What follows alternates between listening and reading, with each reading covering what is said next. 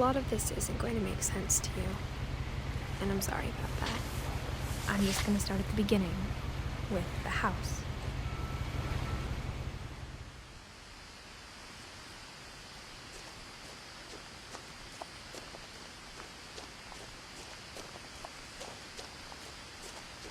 I lived here until I was 11, but I wasn't allowed inside half the rooms.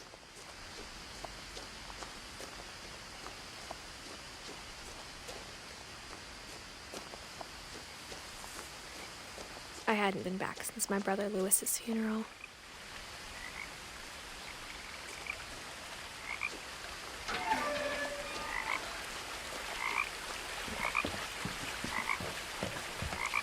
In her will, my mother left me a key but didn't tell me what it unlocked.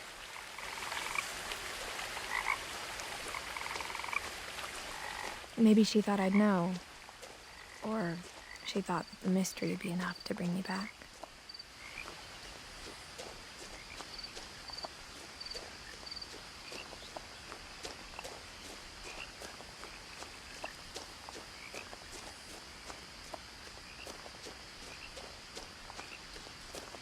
No one had driven this way in a long time, but I saw a few hoof prints.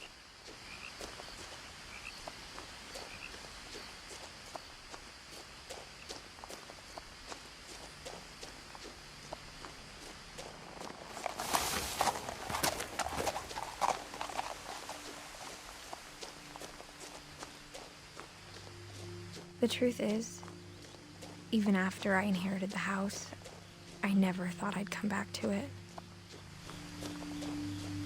But now I had questions about my family that only the house knew the answers to.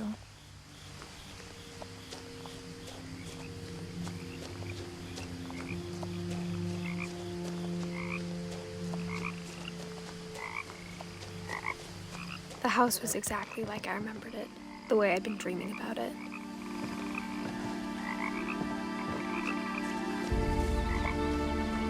I asked Edie once about the dragon in the pond. She said it had killed her husband. I was 6. It seemed like an odd joke to me even then.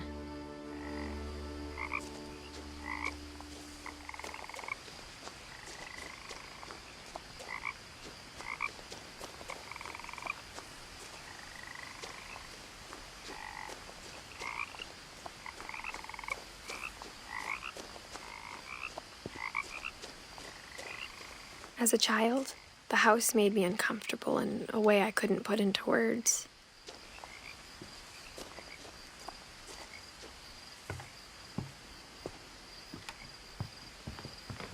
Now, as a 17-year-old, I knew exactly what those words were. I was afraid of the house.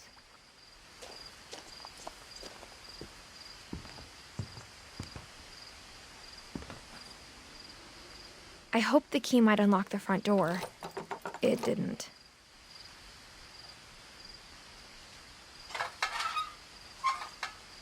Looking in, I felt like the house itself had been waiting for me.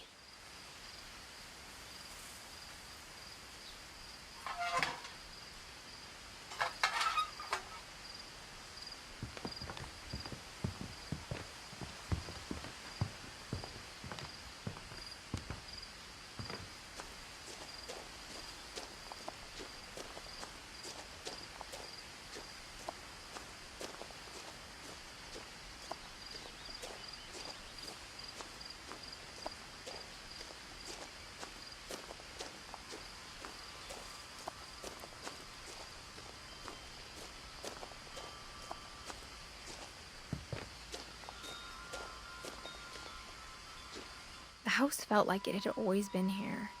Even the swing set was older than my mother.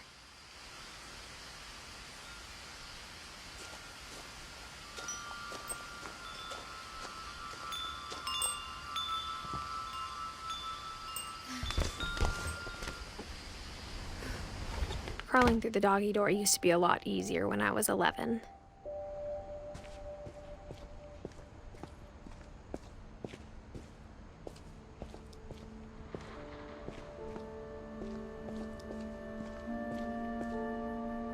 The power had been turned off the night we left.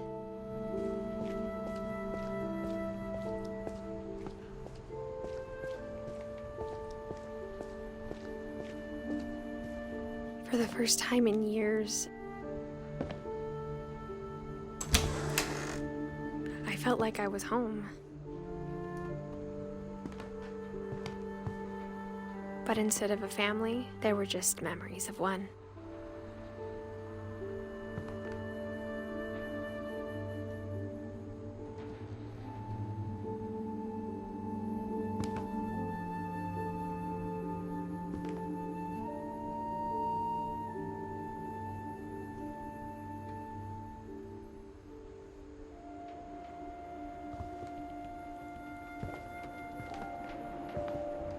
Like how only one restaurant would deliver to our house, so we had Chinese a lot.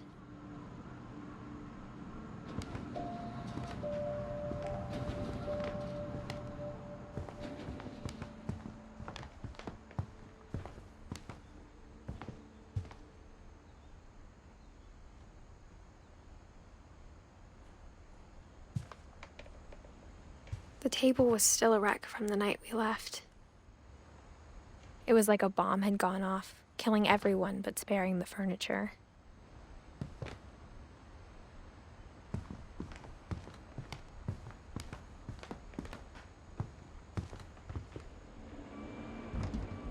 My mom was the only one of us who could imagine Great-Grandma Edie living in a nursing home.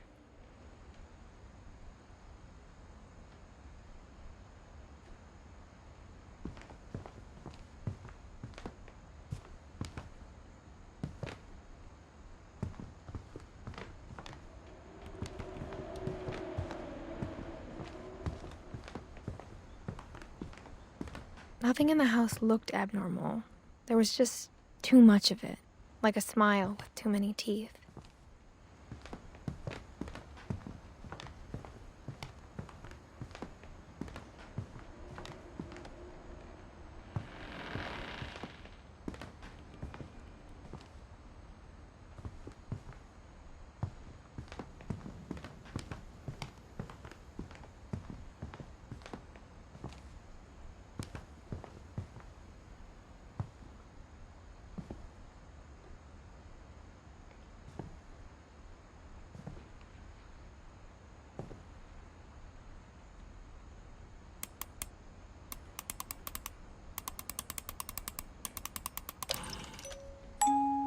Great-Grandpa Sven built a music box for Barbara, along with the rest of the house.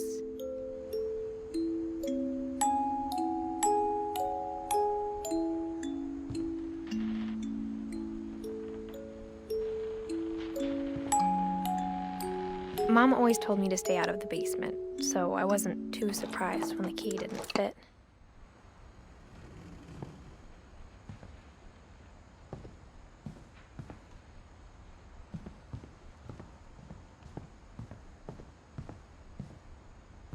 My mom wasn't much of an optimist, but she never stopped believing that my brother Milton was alive.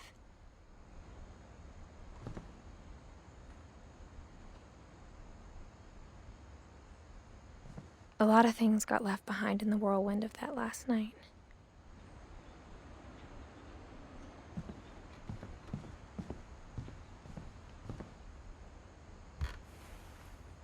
Edie told me once that every Finch who ever lived is buried somewhere in the library.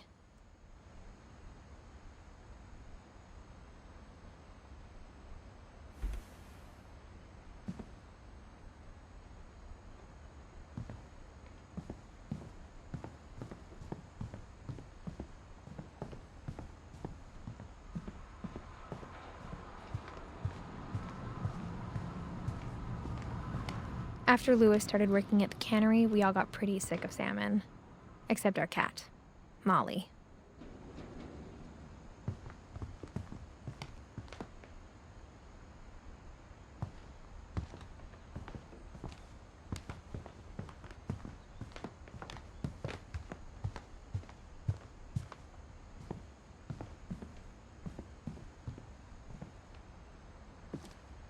After Milton disappeared, Mom sealed up all the bedrooms. Then Edie retaliated and drilled peepholes.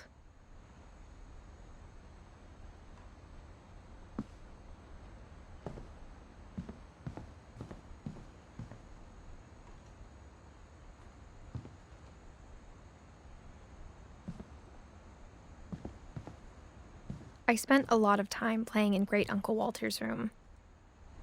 I think my mom sometimes regretted not sealing it up.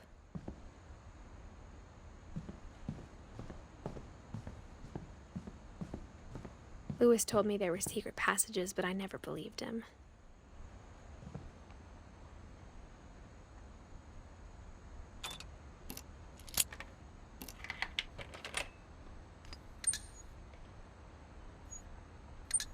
Turns out, my mom was really good at keeping secrets. Now it was time to find out what my mom had been afraid of.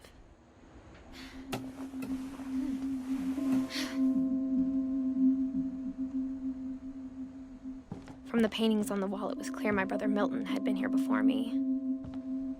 Reading this, maybe it sounds like I had a plan.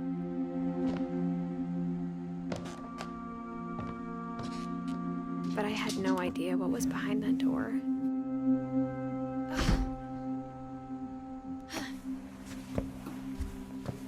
Just like I had no idea where all this was gonna lead.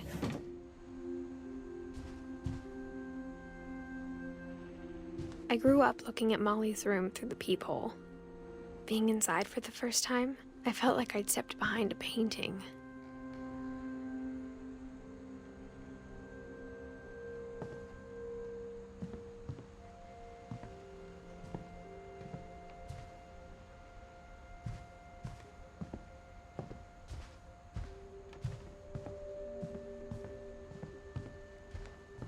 I got the sense Edie had spent a lot of time here, before my mom sealed the doors.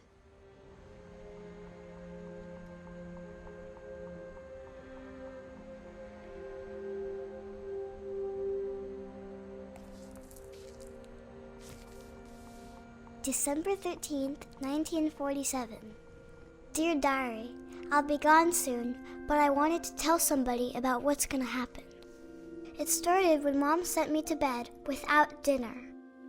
I woke up and I was starving, so I looked around for something to eat.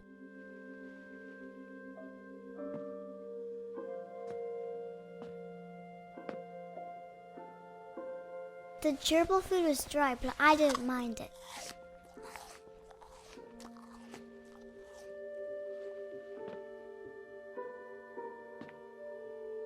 My Halloween candy was all gone.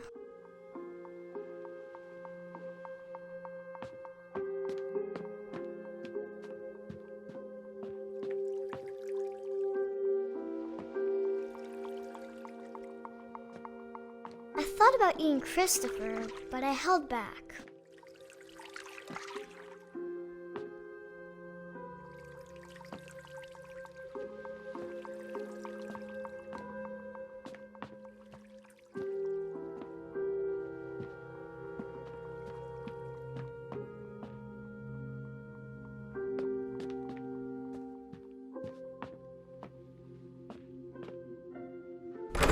Mom, can I come out now?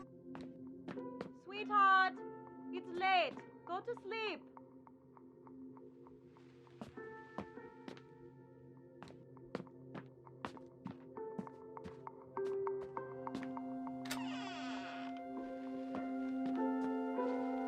I kept eating and eating.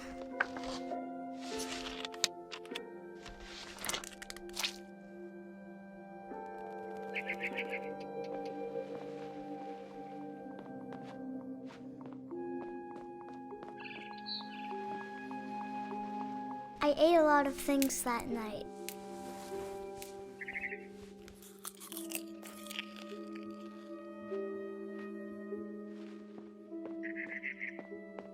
Then I heard chirping outside my window. It was a barn swallow going back to her nest. I reached out for her.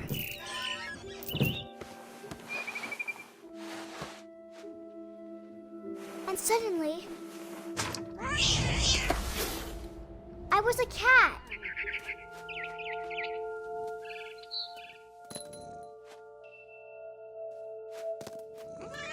I tried to be quiet, but the bird was really scared.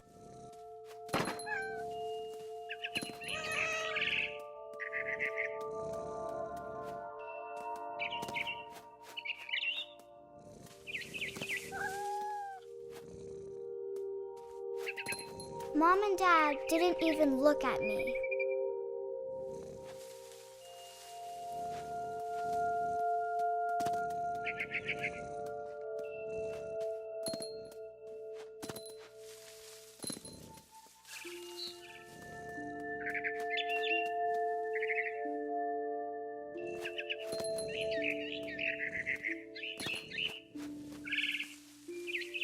I jumped and I almost got her.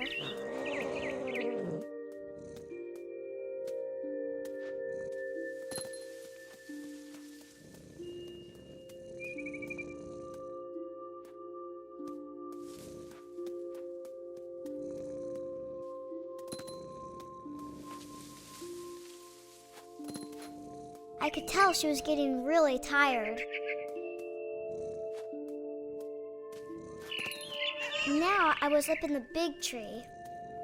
I promised Dad I wouldn't climb it anymore. All I cared about was eating that mama bird.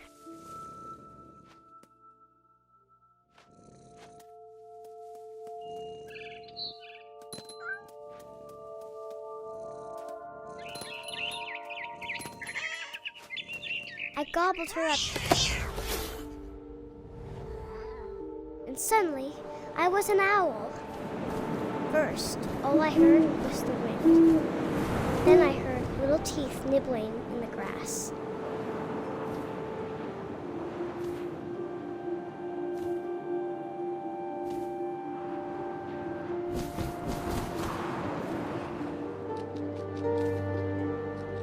Rabbits.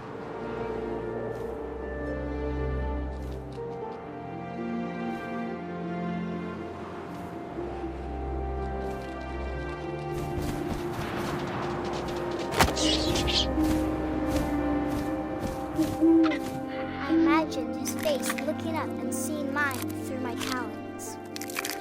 I swallowed him up, and I didn't chew one bit. Then I flew off to find something bigger.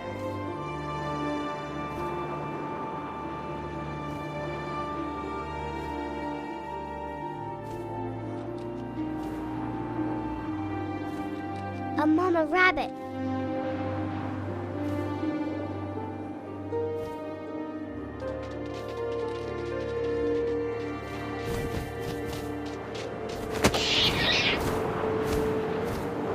She was almost too big to carry.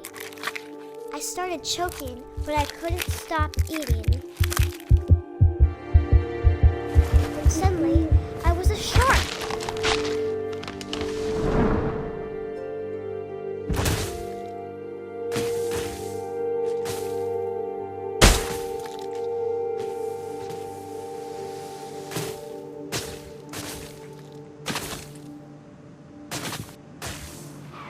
I rolled off a cliff and into the ocean.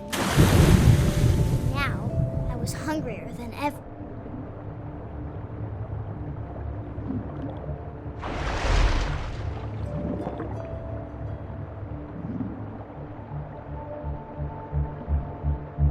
I wanted fat, juicy seals.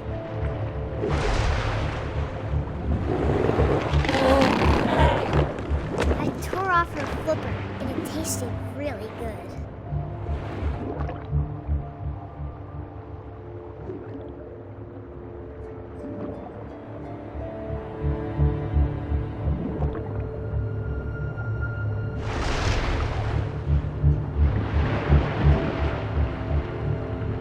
I grabbed on tight. When I was so hungry, I jumped out of the water. When I opened my eyes, everything had changed.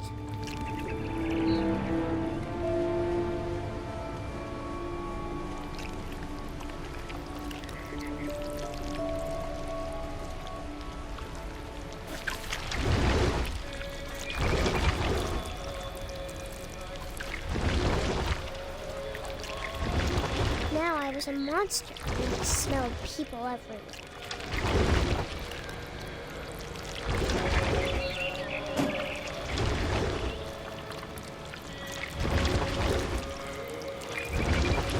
I was big, but I moved real quiet.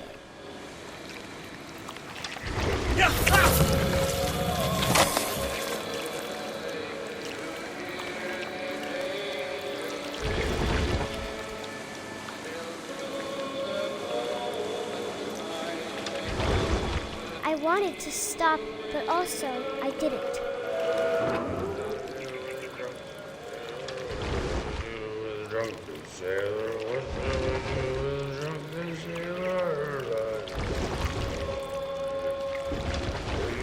Belly with a rusty razor, his belly with a rusty razor, his belly with a rusty razor.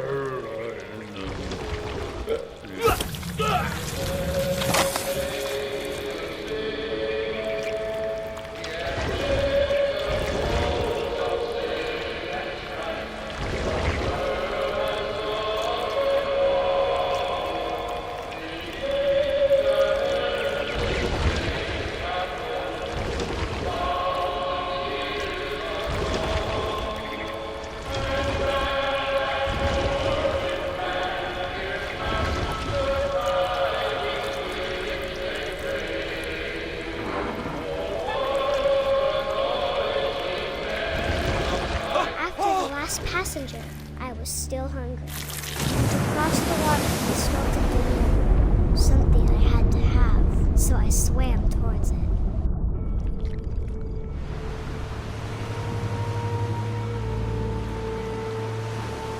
I slithered onto the sand, and the good smell went into an old pipe.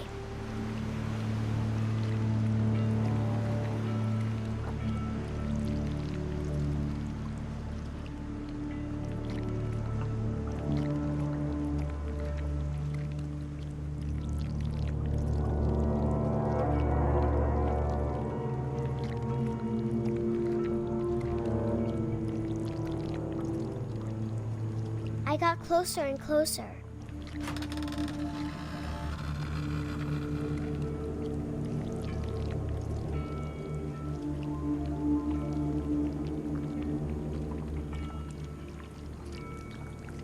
All of my stomach started growling. And suddenly, I was me again. I held my breath for a long time, but I couldn't hear anything. I think it's waiting for me to fall asleep. But it's not going to wait much longer. It needs to feed, and we both know I will be delicious.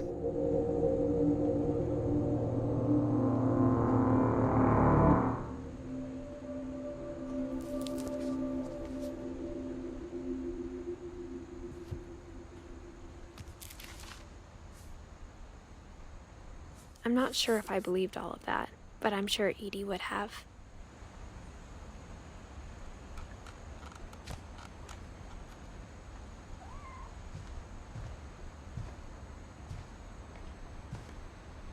I can't describe it, but I felt like some part of Molly was still here.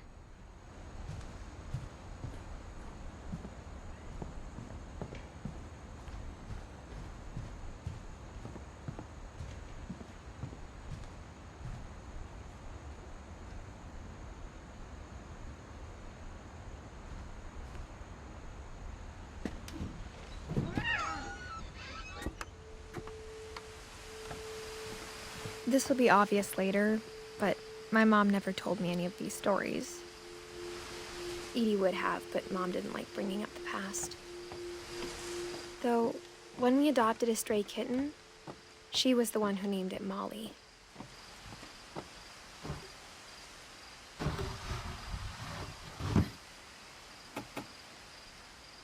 I spent a lot of time in Great-Grandma Edie's room.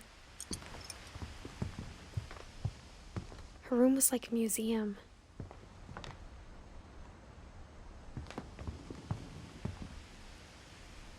Louis died a week before we left, but Edie had already started to memorialize him. Edie knit me a new pair of gloves every year, just in time to replace the old ones.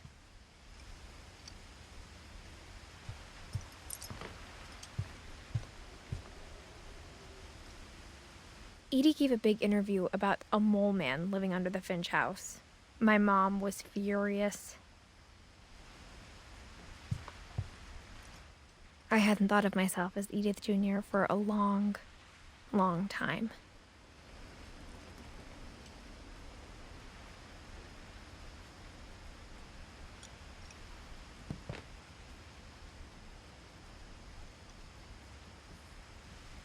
One summer, they evacuated the island, but Edie refused to go. For a few weeks, she was a celebrity.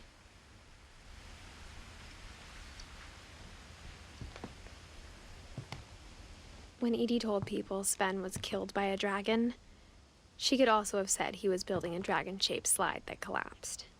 She could have, but she didn't.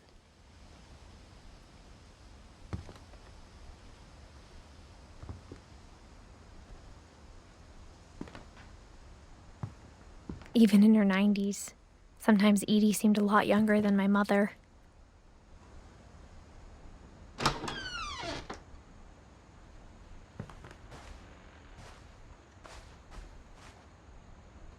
The only trace Grandpa Sam's first wife, Kay, left on the house was the pink bathroom. It was a pretty big trace.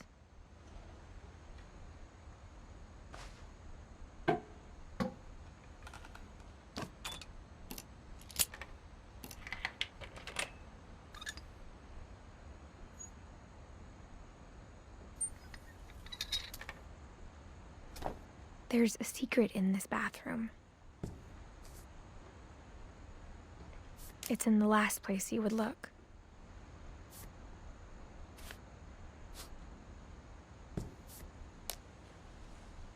It isn't in the cupboard. It's hidden in this book.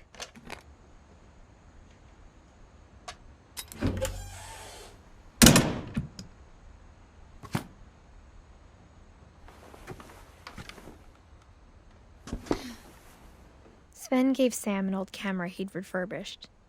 He never put it down.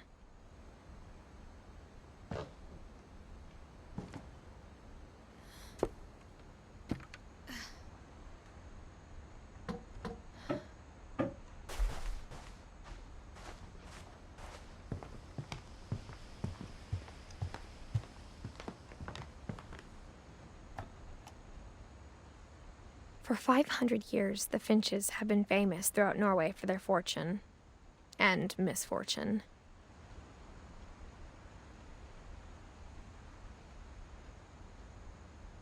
Odin Finch buries the latest victims of the family curse, his wife Ingeborg and their newborn son, Johan.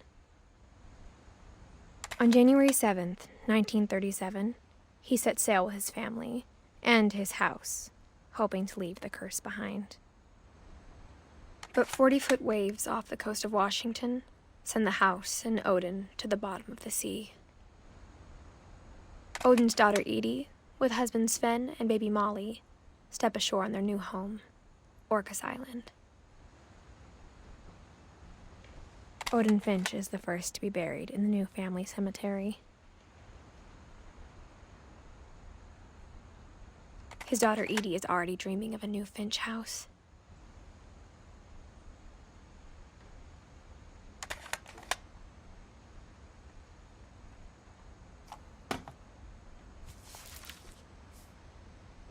Whatever's wrong with this family, it goes back a long ways.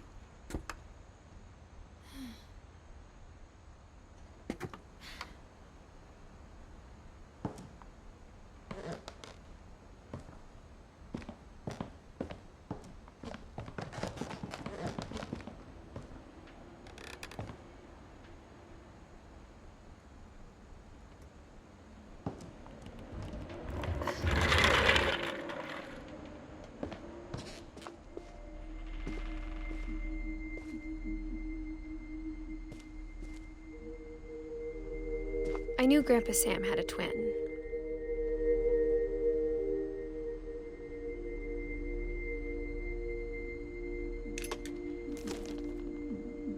And that he never talked about him.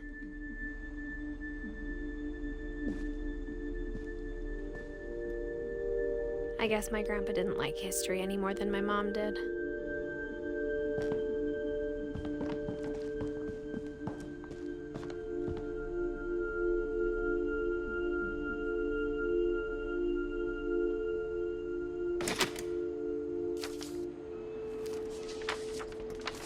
How I Want to Remember My Brother by Sam Finch. The thing I remember is that when he made up his mind, that was it.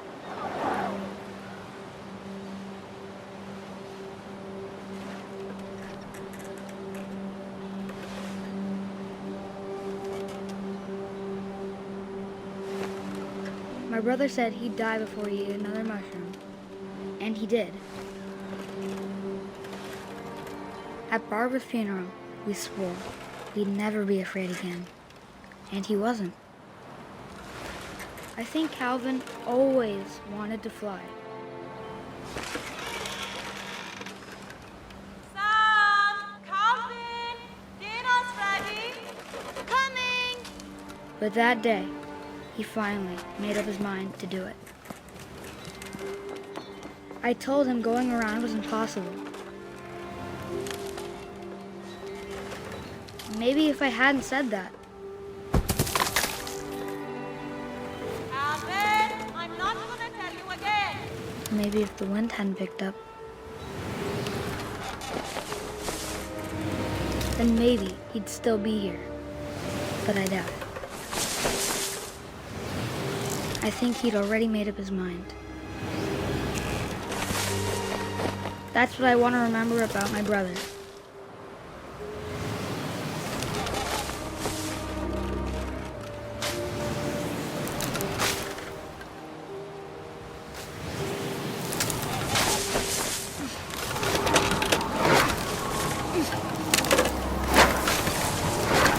The day he made up his mind to fly. And he did.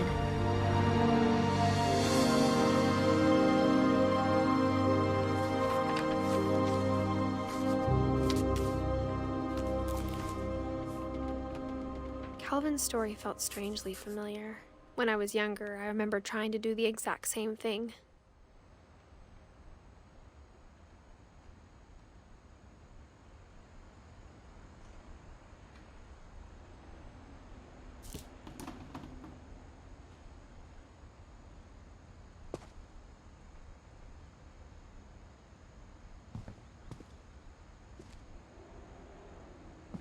After the funeral, Edie roped off Calvin's half of the room.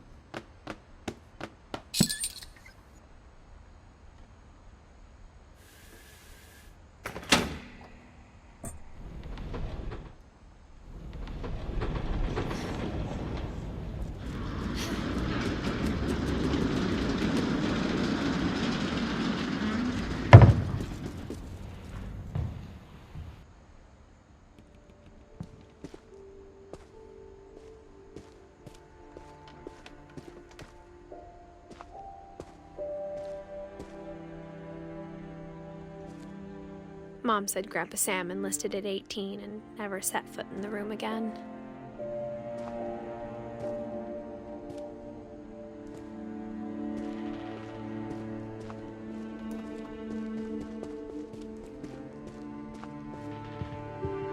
The passages were a pretty tight fit.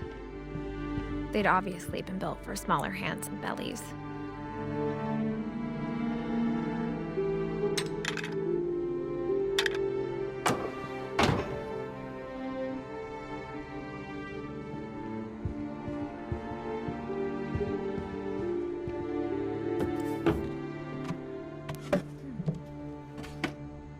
Growing up, I always thought of Barbara as a child star.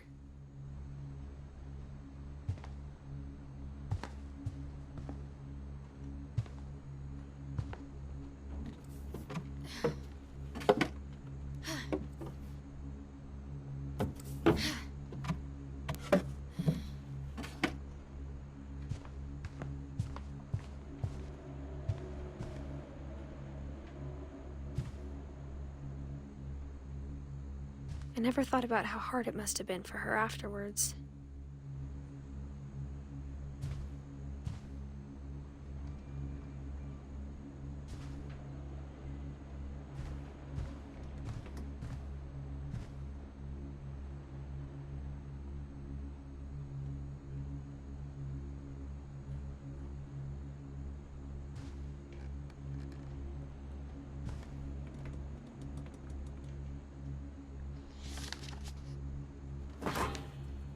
Of all the stories people wrote about Barbara's death, I'm surprised Edie saved this one.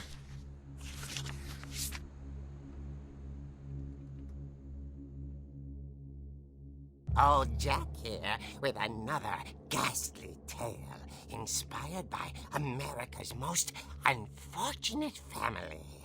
I'm calling it The Surprise Ending of Barbara Finch.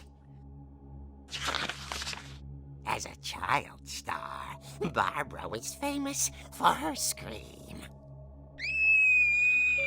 Now at 16, she was all washed up.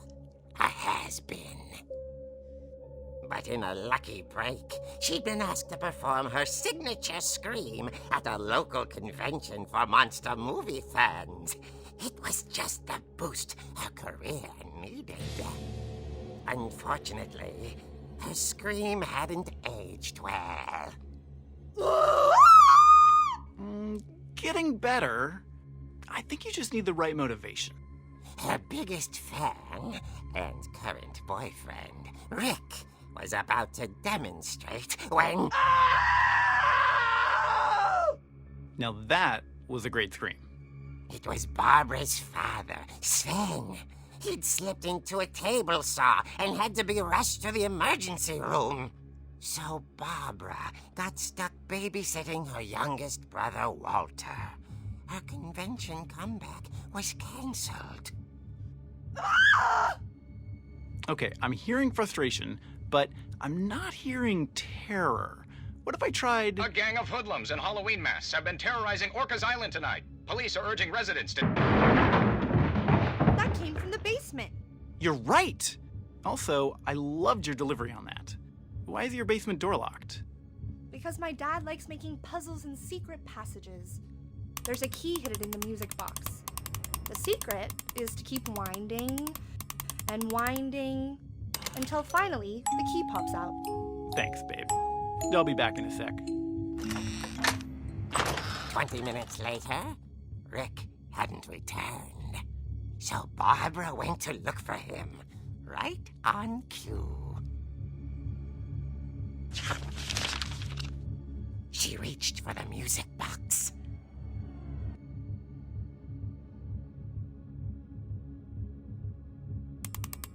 And as she wound the key, she listened for Rick, but the house was silent.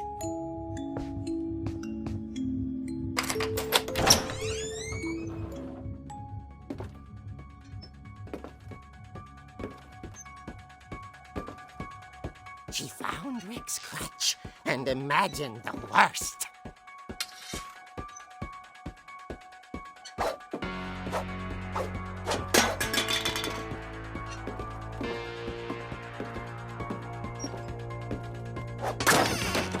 The gang's leader is the infamous Hookman killer, Dr. Carl Hamill, who impaled and then ate his family 10 years ago tonight.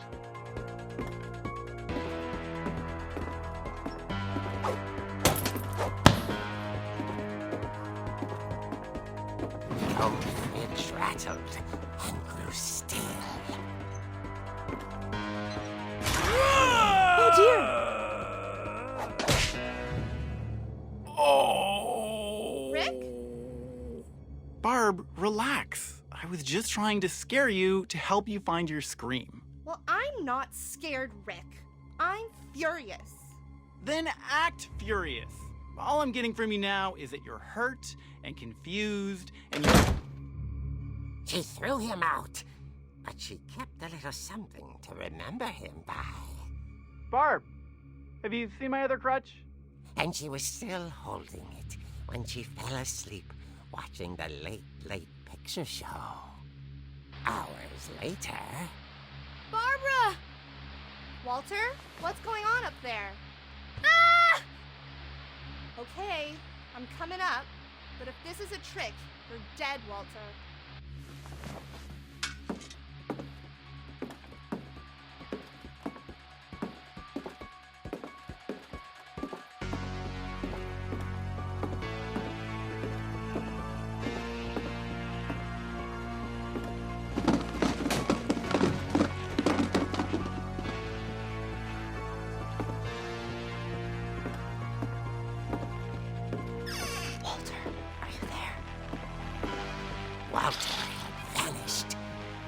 bedside radio was still on. Orcas Island police describe the man as 6 feet tall, with a steel hook for a hand. Residents are urged to lock all doors and windows and notify the police of any suspicious activity. Barbara turned, saw the hook man, and was speechless. He was quite smashing. And whoever he was, he couldn't get enough of Barbara. Okay, Barbara, there's gotta be another way out of here. That night, she played her part beautifully.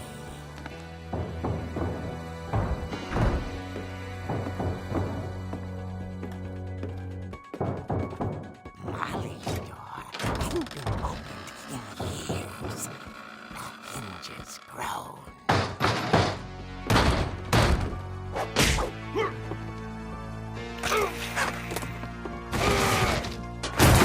He wasn't moving, but she sensed the story might not be over yet.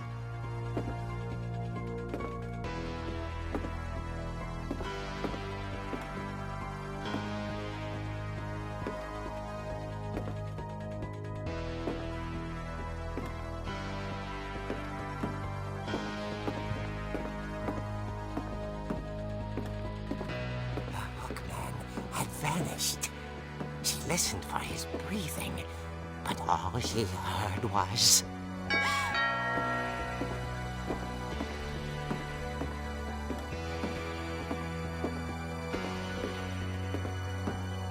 At the door, she heard whispering.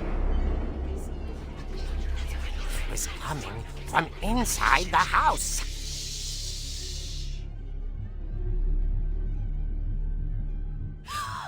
Oh dear.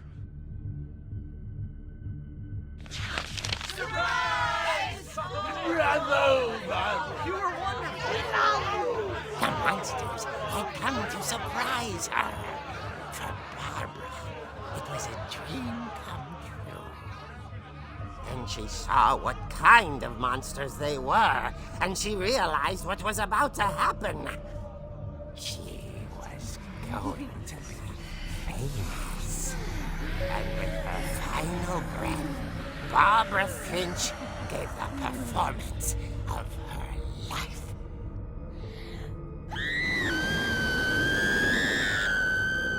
I wasn't there myself, but I hear Barbara was magnificent. Poor girl. She had a taste for stardom. But unfortunately, so did her fans. Of course, the police blamed it all on poor Rick, who disappeared the same night. And little Walter? Hiding under his bed the whole time. He took it all pretty hard, but that's another story. As for Barbara, tucked inside the music box is all they ever found of her. Her ear. Now that's what I call a real eerie tale.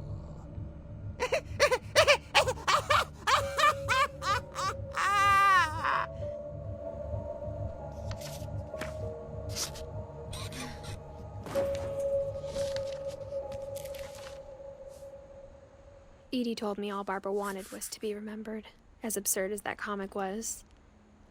Maybe what Edie saw was a happy ending.